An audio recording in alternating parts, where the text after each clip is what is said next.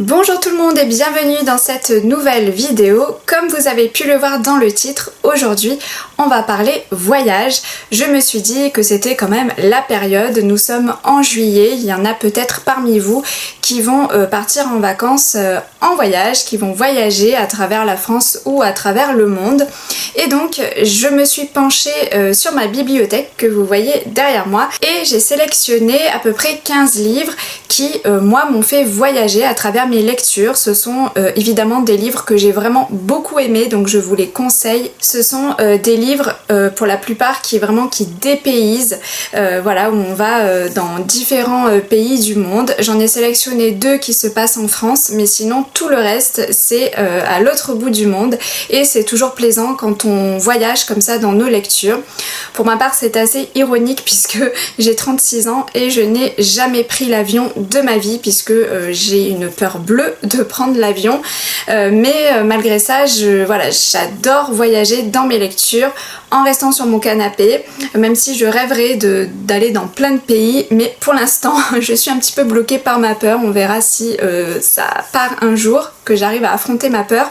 En attendant je voyage dans les livres que je lis et ben écoutez, moi ça me va pour l'instant. Donc eh bien c'est parti, je vous présente tout de suite tous les livres que j'ai sélectionnés. Et on va commencer par le continent de l'Asie.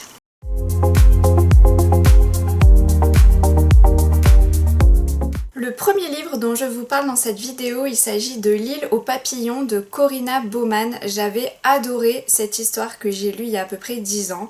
C'est tout à fait le genre de livre que j'adore, c'est une saga familiale avec des secrets de famille.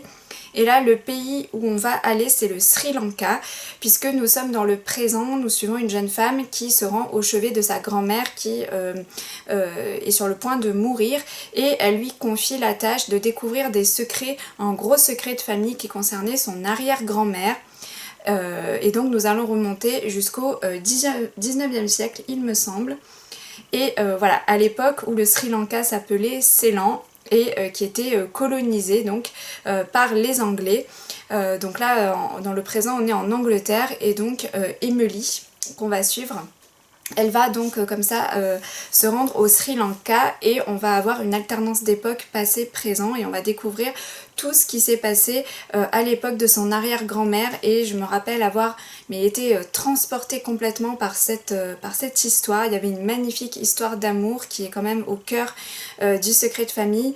Voilà, c'était une magnifique histoire. J'ai des restes. Alors évidemment je me souviens pas de tout, ça fait au moins 10 ans que j'ai lu cette histoire, mais je me souviens avoir adoré et voilà, je vous conseille si vous avez envie d'être dépaysé et d'aller jusqu'au Sri Lanka, anciennement appelé, qui s'appelait avant Ceylan. Celui-ci, je vous en ai parlé dans le tag littéraire de A à Z que j'ai fait. Si vous ne l'avez pas vu, je vous invite à aller voir cette vidéo. Et donc là, c'est le premier tome d'une trilogie, La vallée du lotus rose de Kate McAllister. Et là, nous allons partir en Inde. Et donc la trilogie est magnifiquement écrite. C'est une histoire passionnante du début à la fin. Et là, donc on suit une jeune femme qui a 18 ans qui embarque à bord d'un paquebot direction l'Inde. Et là-bas, il va lui arriver des tas d'aventures. Elle va rencontrer donc des personnages, alors certains très sympathiques et certains un petit peu moins sympathiques. Elle va vivre des histoires d'amour, elle va se lier des grandes amitiés, elle va découvrir complètement un autre pays, une autre culture. Et ça, j'avais adoré aussi ça dans ce livre, ce dépaysement complet. On est vraiment en Inde, en plus à l'époque, donc au début du XXe siècle. Et c'est tout simplement passionnant comme histoire, comme trilogie. C'est des gros pavés. Mais vraiment ça vaut le coup si vous ne l'avez jamais lu cette trilogie et que vous aimez les épopées comme ça, les grosses sagas familiales, eh bien je vous invite à découvrir cette trilogie. Ensuite, je vous emmène au Japon avec la Bibliothèque des rêves secrets de Michiko Aoyama. Donc ça c'est un petit livre doudou tout cosy où on suit donc une bibliothécaire qui va trouver le livre parfait pour les usagers donc qui fréquentent la bibliothèque où elle travaille. C'est on va dire c'est il y a une petite section conseil dans la bibliothèque et elle s'occupe en fait de conseiller les gens. Elle passe donc en fait son travail c'est centré là-dessus. Et en fait, c'est toujours des personnes qui sont un peu à un carrefour de leur vie, qui ont des envies de changement, d'évolution, soit d'évolution dans leur carrière, soit de changement carrément de carrière professionnelle, soit pour le côté personnel, il y a des choses qui ne vont pas et ils se remettent en question, etc. Donc c'est un roman assez... alors un petit peu axé développement personnel et avec un côté très doudou, très cosy où et bien voilà, vous avez une bibliothécaire qui va choisir le livre pour vous comme si voilà, elle avait ce don de connaître un petit peu votre vie et de pouvoir vous conseiller au mieux avec un livre. Et ces personnes-là à la base rentrent dans cette bibliothèque pour choisir un livre qui les intéresse, mais la bibliothécaire va leur mettre sous la main un livre qui n'était pas du tout venu chercher à la base et en fait qui va complètement changer, transformer leur vie. Et je me souviens que j'avais été vraiment très intéressée par cette histoire, j'avais beaucoup aimé l'ambiance aussi très cocooning qui se dégage de cette histoire. Et le fait de lire un livre qui peut changer notre vie, ça m'avait parlé et voilà, j'avais beaucoup aimé. Après, je sais qu'il y a eu des avis sur ce livre un petit peu plus mitigés, comme quoi il y avait quelques longueurs et que voilà, c'est plus un roman d'ambiance. Ne vous attendez pas à avoir 3 milliards d'actions dans ce livre, c'est pas ça, c'est vraiment en plus les romans comme ça aux éditions Nami, les romans japonais, c'est plus on lit ça pour l'ambiance, voilà, les personnages, tout ça, plus que pour réellement voilà, du move quoi. Donc si vous aimez les romans d'ambiance cocooning, eh bien ce livre serait parfait pour vous. Ensuite nous allons voyager au Vietnam avec ce magnifique livre Pour que chantent les montagnes de Nguyen Phan Khai. C'était un livre que j'avais adoré, qui m'avait transportée là aussi. Donc nous sommes au Vietnam dans les années 70, pendant la guerre. Donc nous allons suivre en fait une grande épopée là aussi familiale sur 3 générations de femmes. Donc dans les années 70 à peu près, alors je sais plus exactement, je crois que ça commence dans les années 40 jusqu'aux années 80. Voilà, il me semble qu'on va suivre, c'était à peu près ça, à peu près 80 ans au Vietnam, donc au fil des guerres. Et des personnages, notamment des femmes qui ont voilà, des femmes fortes et qui ont traversé comme ça la guerre, la fille, la petite fille, l'arrière-petite-fille. Et j'avais trouvé ça passionnant, c'était très documenté sur la guerre du Vietnam, j'avais appris beaucoup de choses. C'était voilà, un contenu très intéressant et prenant aussi du début à la fin, on ne lâche pas, on est très attaché aux personnages, ces personnages féminins. Et voilà, c'était un très beau roman que je vous conseille aussi. Plus au sud de l'Asie, je vous invite maintenant à partir sur le continent de l'Océanie.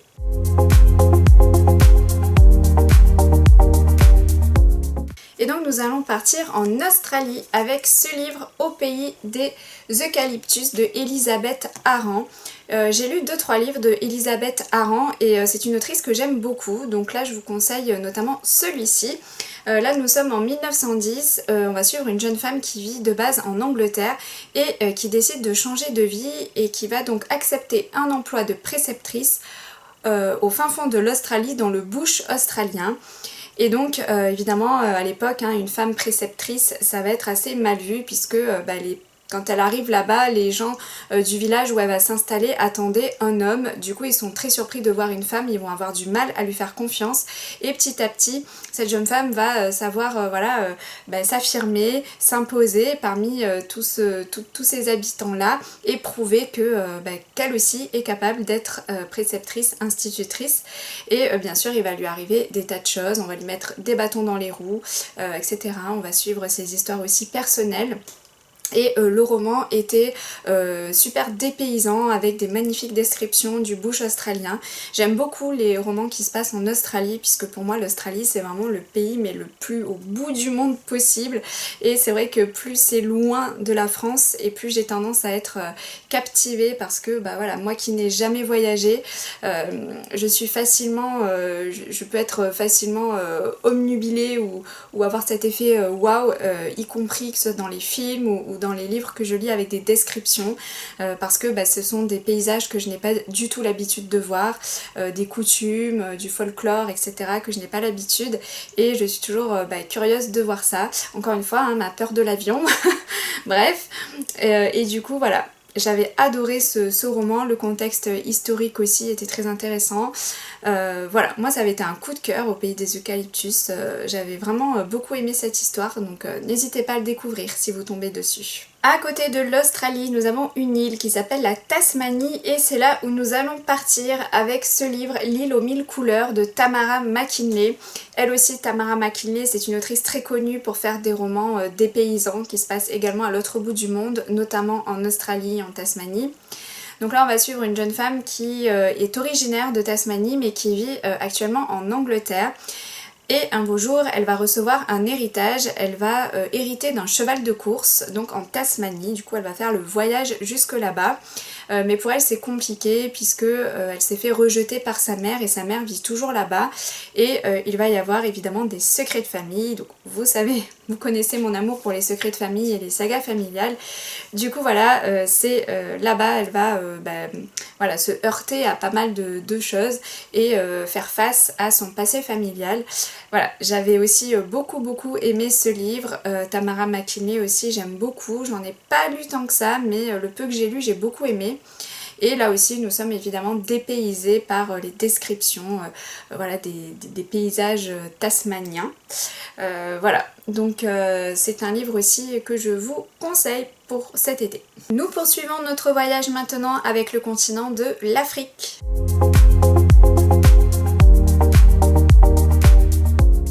Les fleurs sauvages des bougainvilliers de Catherine Scholl. Donc ça c'était un roman que j'ai lu il y a très longtemps, il y a bien 11 ans, c'était au tout début que j'avais ma première chaîne YouTube, Booktube.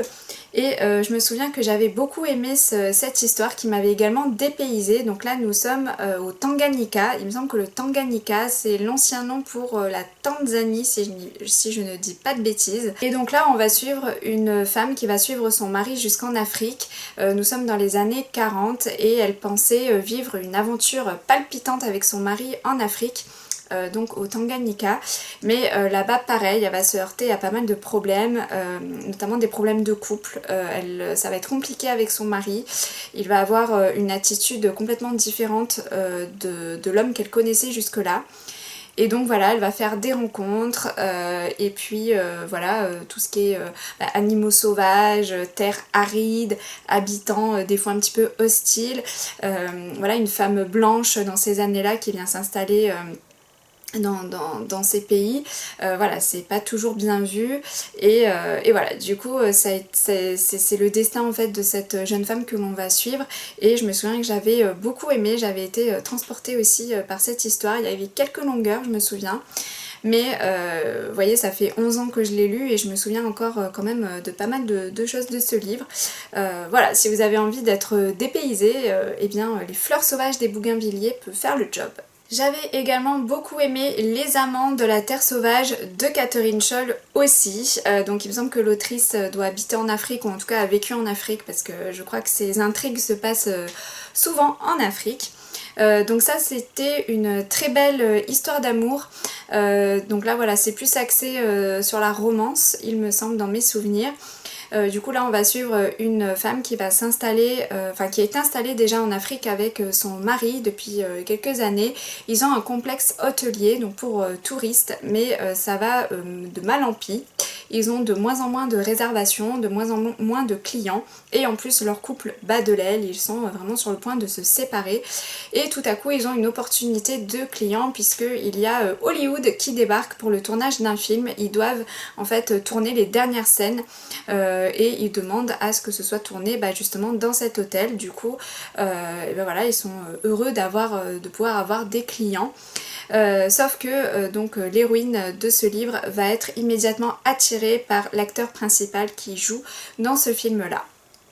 Voilà, donc et bien du coup voilà, on va suivre évidemment tout ça dans un contexte dépaysant. Voilà, moi je me souviens que j'avais beaucoup aimé, il me semble beaucoup que j'avais été touchée par cette histoire qui va s'installer entre cette jeune femme et cet acteur. Voilà, j'avais beaucoup aimé, donc si vous aimez en plus la romance, eh bien ce livre-là pourrait vous plaire. Entre l'Afrique et l'Asie, il y a des îles et je vous amène maintenant sur 2 îles.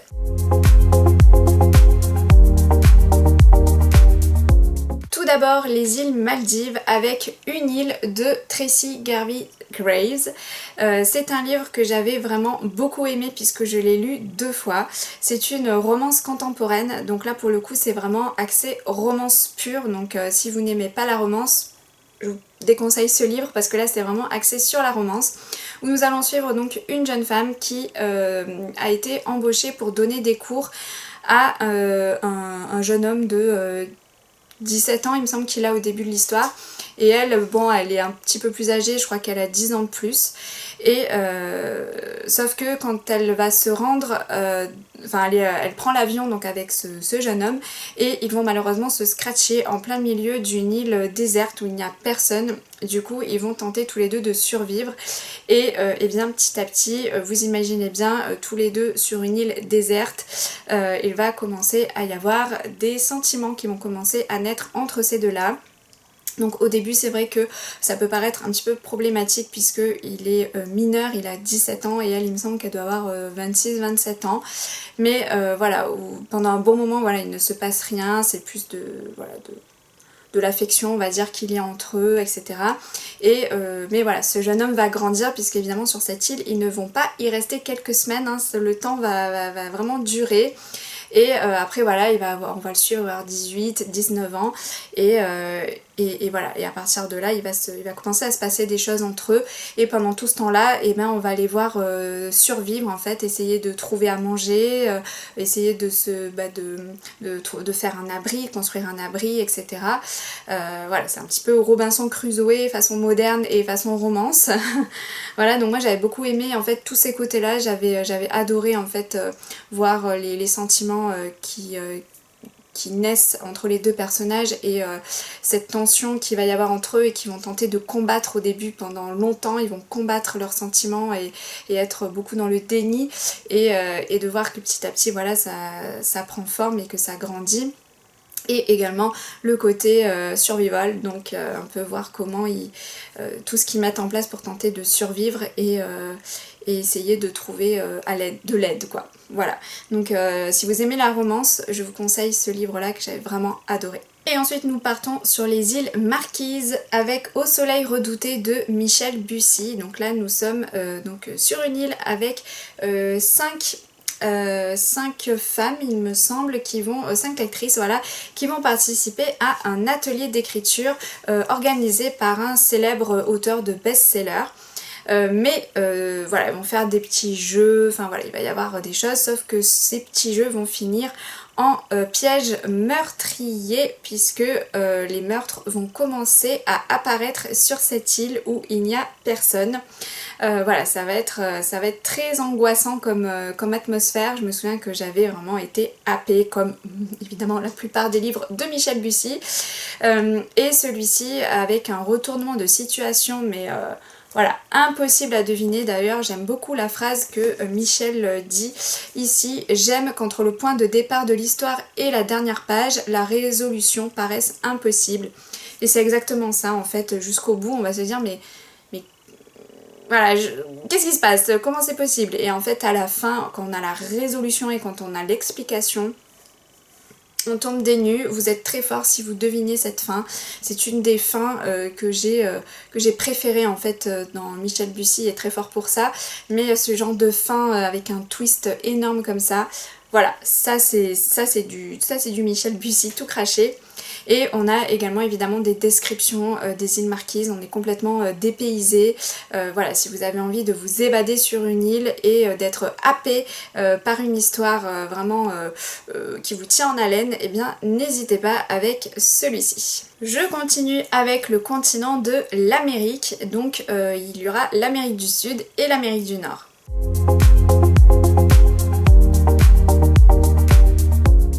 L'Amérique du Sud avec le Brésil, je ne pouvais pas parler d'un des livres qui m'a le plus fait voyager.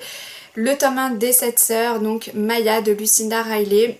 Nous voyageons au Brésil, c'est un des points qui m'a fait avoir un coup de foudre pour ce livre, au-delà de la saga familiale, de tout ce que j'ai aimé dans ce livre. J'avais adoré toutes les parties du passé qui se déroulaient au Brésil, voilà, du passé et du présent, puisque les deux personnages féminins que nous suivons, donc Maya dans le présent et Isabella dans le passé, toutes les deux vont vivre au Brésil en fait, et même s'il y a une partie en France aussi, une grosse partie en France dans le passé, il y a quand même le Brésil qui est quand même central, avec notamment on va même voir la construction du Christ du Corcovado. Voilà, j'avais trouvé ça mais tellement passionnant et dépaysant, les descriptions de à Rio de Janeiro, des rues, de l'ambiance festive, et j'avais su par la suite que Lucinda Riley avait séjourné à Rio de Janeiro, et du coup je pense que voilà, elle décrivait tout ce qu'elle voyait et ça se voyait du coup qu'elle y avait été.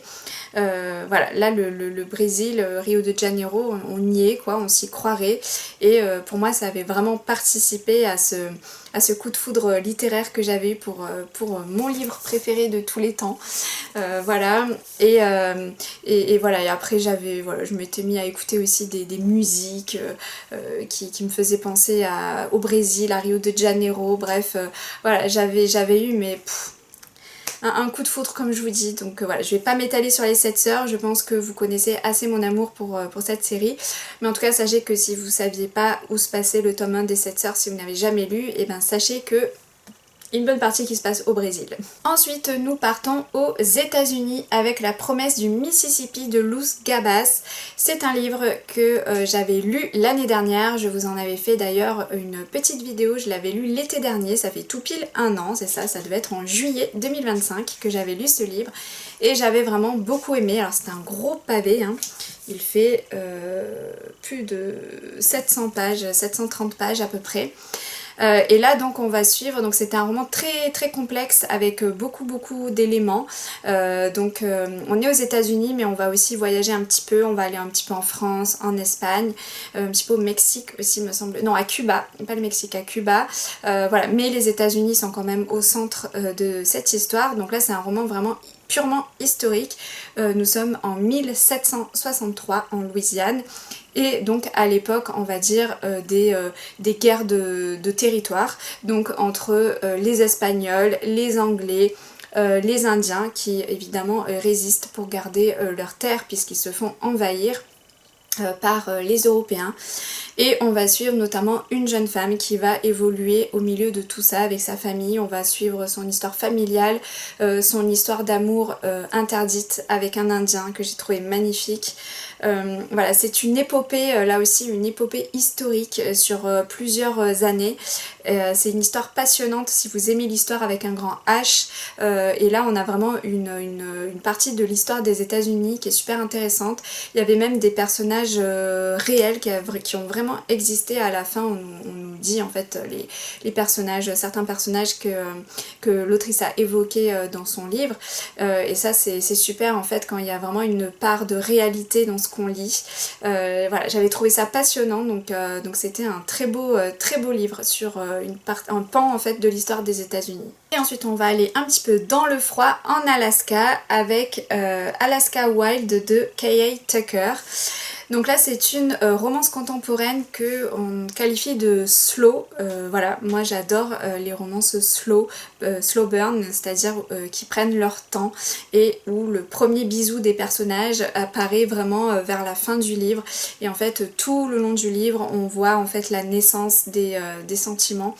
Voilà, c'est ça que j'aime en fait en termes de romance aujourd'hui. Je lis très peu de romances aujourd'hui, j'en lis quasiment plus, mais les rares que j'ai envie de lire aujourd'hui c'est ce genre là, parce que c'est vraiment ça qui me plaît aujourd'hui dans la romance. Donc là on va suivre une jeune femme qui vit aux États-Unis me semble-t-il, et donc elle doit se rendre au chevet de son père qui est malade et donc qui vit en Alaska, mais ça fait plus de 10 ans qu'elle n'a pas revu son père puisqu'elle n'était pas en très bon terme avec lui. Et donc là elle va aller lui rendre visite donc, et elle va faire la connaissance de Jonah qui est un pilote, un jeune pilote qui a à peu près son âge et bon, qui n'est pas des plus agréables au début, mais voilà, comme dans toute bonne romance qui se respecte, vous savez bien que des fois il y a des personnages qui se supportent pas trop au début et petit à petit ils vont apprendre à sympathiser, à se connaître et plus si affinité. Et donc voilà, moi j'avais vraiment beaucoup aimé cette romance, vraiment j'avais passé un super moment de lecture, j'avais été touchée par ces deux personnages et aussi la relation donc, que la jeune femme a avec son père. Voilà, c'était très touchant de les voir se réconcilier après toutes ces années où ils ne s'étaient quasiment pas adressé la parole. Voilà, donc si vous avez envie d'une romance qui dépayse aussi, parce que je me souviens assez bien des descriptions que l'autrice faisait donc des paysages de l'Alaska, voilà, ça peut vous rafraîchir en ces périodes de canicule. Voilà, c'était une très bonne romance contemporaine. Et enfin, après tous ces voyages, on va rentrer chez nous en Europe.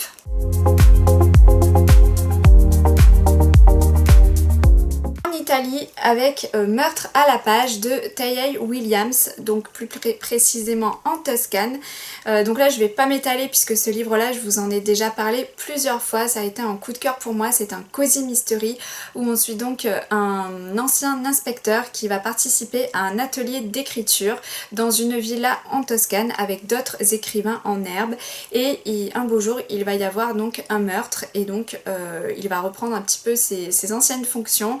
Le naturel revient au galop et il va commencer à mener sa petite enquête au sein de cette villa toscane, aidé par un policier qu'il connaît. Voilà, donc j'avais vraiment beaucoup aimé ce cozy mystery, et on est aussi plongé dans cette ambiance toscane. En plus il me semble que ça se passe en été. Voilà, donc c'est vraiment la période idéale pour le lire. D'ailleurs je l'avais lu lui aussi l'été dernier. J'avais vraiment beaucoup aimé ce cozy mystery, donc n'hésitez pas à le découvrir.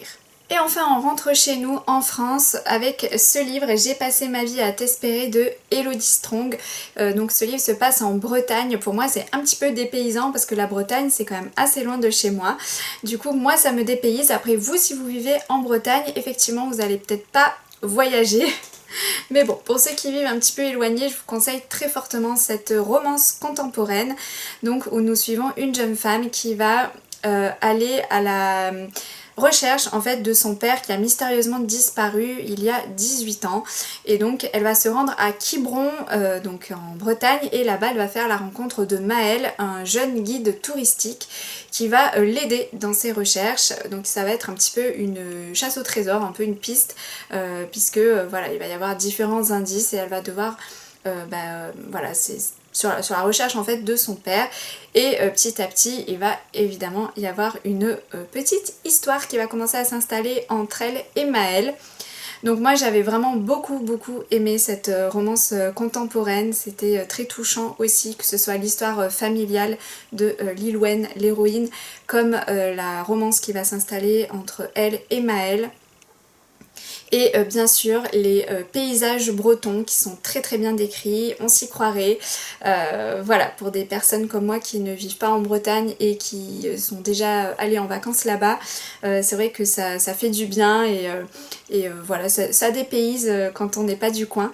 Donc je vous conseille aussi très fortement cette romance. Je m'étale pas plus parce que je vous en avais parlé dans une vidéo il n'y a pas si longtemps. Voilà, mais en tout cas je vous conseille aussi ce livre si vous aimez les romances. Et bien voilà, cette vidéo vidéo est à présent terminée. J'espère que vous aurez voyagé avec moi à travers tous ces super livres que je vous recommande tous. Je les ai vraiment tous aimés et j'en garde de bons souvenirs. Donc j'espère que vous aurez l'occasion de les lire si vous ne les avez pas lus. Et si vous les avez lus, n'hésitez pas à me partager tout ça dans les commentaires. Je me ferai un plaisir de vous répondre. Si la vidéo vous a plu, pensez à mettre un petit like et à vous abonner si le contenu vous plaît. Et quant à moi, je vous retrouve très bientôt pour plein d'autres vidéos. Je vous dis donc à très vite. Bye bye!